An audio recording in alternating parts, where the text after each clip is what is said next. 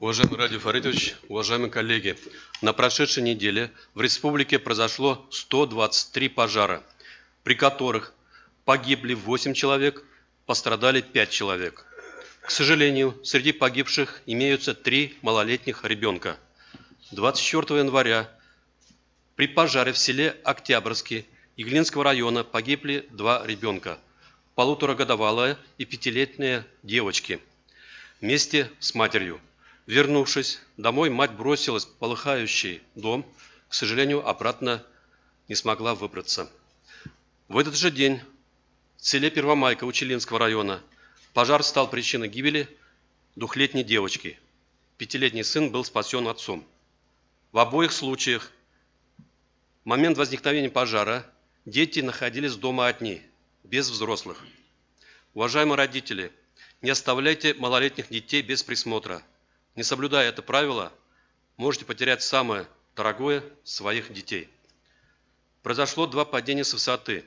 22 января при падении с 16 этажа в Уфе погиб 14-летний мальчик.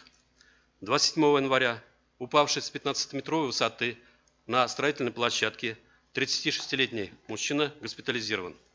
24 января в Иглинском районе на территории бывшей воинской части произошел единичный взрыв снаряда, приведший к гибели 36-летнего мужчины, жителя поселка Улутеляк. Погибший незаконно проник на охраняемую территорию для поиска снарядов и извлечения из них цветного металла путем разбора. 26 января с диагнозом отравления угарным газом госпитализировано 3 человека из поселка Приютово Белебеевского района, в том числе 2 детей 8 и 13 лет. Предполагаемая причина отравления – нарушение правил эксплуатации системы вентиляции. Домовая вентиляция была закрыта полиэтиленовым пакетом. За прошедшую неделю в систему 112 поступило 247 звонков, жалобы на запах бытового газа.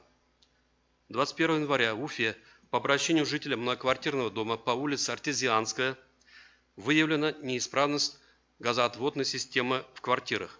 3 детей из квартиры заявителя госпитализировано и после обследования выписано. Предварительный диагноз отравления угарным газом не подтвержден. 26 января в Стертамаке по жалобам жителя на запах газа из многоквартирного дома по улице Артема были эвакуированы 57 человек. Газовой службой проведено обследование дома. Утечек газа не выявлено.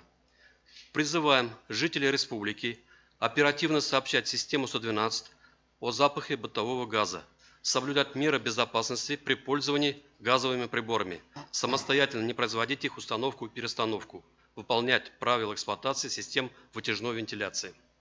Не будем забывать, что 20 сентября прошлого года в селе Улукуль Кармаскалинского района в результате утечки газа и последующего взрыва газовоздушной смеси погибли 2 человека. 23 января в инфекционную клиническую больницу Уфы госпитализированы 12 детей в возрасте от 13 до 17 лет и 1 педагог, прибывшие в Уфу для участия на региональном этапе Всероссийской олимпиады по биологии.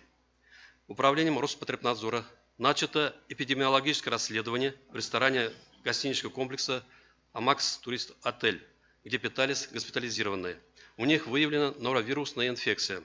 Состояние оценивается как средней тяжести. 2 детей 26 января выписаны из больницы. В завершение докладываю, что сил и средств для реагирования на чрезвычайные происшествия и пожары достаточно.